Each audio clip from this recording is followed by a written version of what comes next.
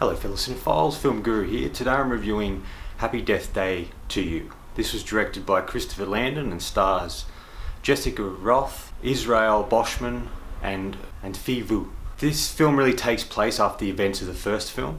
Shifts focus onto Carter's roommate Ryan, the guy kept popping in the first film into the dorm room, and ultimately looks at how he's a quantum mechanics student and that him and his fellow cohorts have created a particular device that may hold the key to the time loop situation they all find themselves in. Ryan ultimately finds himself within a loop as well. Ryan explains what's happened, and this is where he finds out that Tree has found herself in the same circumstances but was able to break her loop. So her and Carter band together to help Ryan to break free of his loop.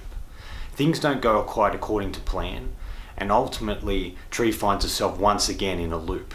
And this time, even though it's very similar, there are differences in it. It isn't exactly the same as she found herself in the first film. And ultimately, it's a race against time. Tree, once again, having to die multiple times in order for Ryan and his fellow cohorts to work out what needs to be done to break the loop, what they have to do to stop this from continuously happening.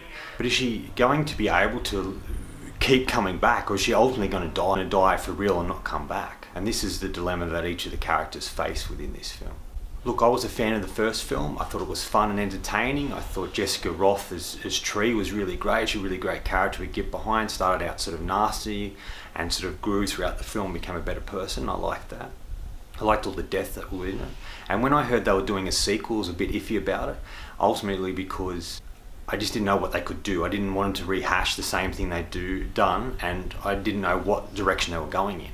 And ultimately, when I saw the trailer, you could really see that they were trying to look at it at a different angle, trying to explain how the time loop began and why it began, how you can ultimately stop it. And I kind of liked that aspect, so that's what drew me to go and see this film. Now look, there are things I liked about it and things I didn't like about it. Let's start with the positive. I liked seeing Tree once again and her being sort of brought into the thing and stuck in the loop. I liked that. It was very funny. She had the humour that she had in the first one, which I really liked. There were very humorous moments throughout this film, and there were a lot of added things in there that sort of worked, that stuff that worked in the original film that they put in this film. In a way, I liked that they try to explain it, that they try to expand the world and bring in more characters. I kind of liked that idea. I liked the direction they were sort of taking some of the film. I liked returning to the world, ultimately. I liked the world that we were thrown into the first one, and to be returned back there, I kind of liked that. I liked the fun and excitement of the whole thing, and that really drew me to the film. And there are some great moments within it, and there's some moments where they try and evolve particular characters, and I like that. But ultimately, there are some criticisms about this film. It wasn't perfect, it had issues, and I felt that it fell into the same sort of tropes that a lot of the sequels do to slasher films, especially horror films. The things I didn't think really worked is ultimately the way they tried to explain how the loop sort of works and why it happens the way it does. And I just didn't think that quite worked. It felt like they were taking a slasher film and tying in sci-fi to it, and like in some cases it does work. Alien is a good example of that. But this didn't quite sort of work in that regard. It just didn't mesh very well. I felt this film was a little bit of a mess. They didn't know which direction to go in. With a limited budget, they weren't able to do the things they wanted to do. They introduced particular ideas and characters that don't serve a lot of purpose and they don't explain. They sort of bring them up and then that's it. You don't hear any more about them, and I just thought that was a bit of a mistake. The Ryan character, I just didn't find him as interesting as Tree, and we sort of began with him, and I just didn't find him intriguing or a very interesting character to follow through this sort of film, and I felt disappointed at this aspect of having him in there and following him. They could have picked a multitude of other characters to follow, maybe Carter and a variety of others, that would have made it a lot more interesting than it did with the Ryan character. Even though we did expand on particular things and we did have new characters, but they're all a bit of the cliched smart character from different cultures and different backgrounds. It just felt a bit cliched in that regard. But the two big things that this film sort of does that sort of made it not as enjoyable as the first film is it takes itself way too serious.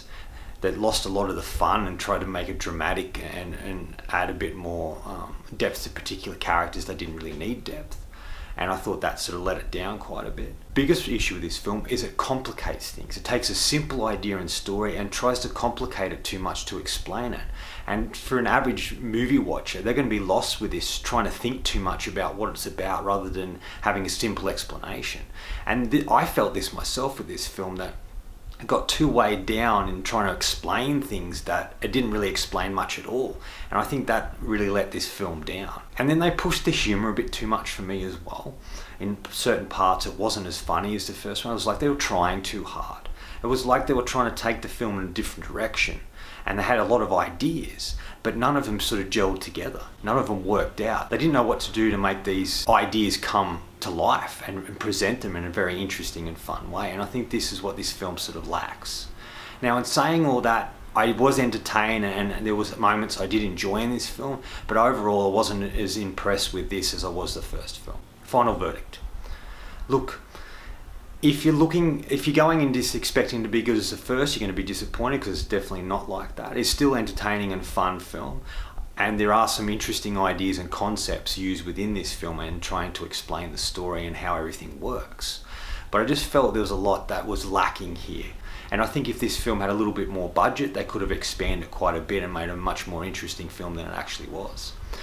The highlights for me, if you like the first one, you like the Tree, played by Jessica Ralph. If you like that character, you'll really enjoy this, because her moments in this are fantastic. But when they divert their attention to other characters, they're just not as fun and interesting and engaging as she is. And I think that's one thing that this film suffers from, not having enough very interesting characters. I'm going to give Happy Death Day to You 3.5 out of 5. I liked elements of this. I was still entertained. I liked the Tree character, but ultimately I was not as impressed as I was with the first film. Anyway, that's all from me today. Thanks for watching. I hope you enjoyed this video, and if you did, please hit subscribe down the bottom. Otherwise, until next time, enjoy the movies.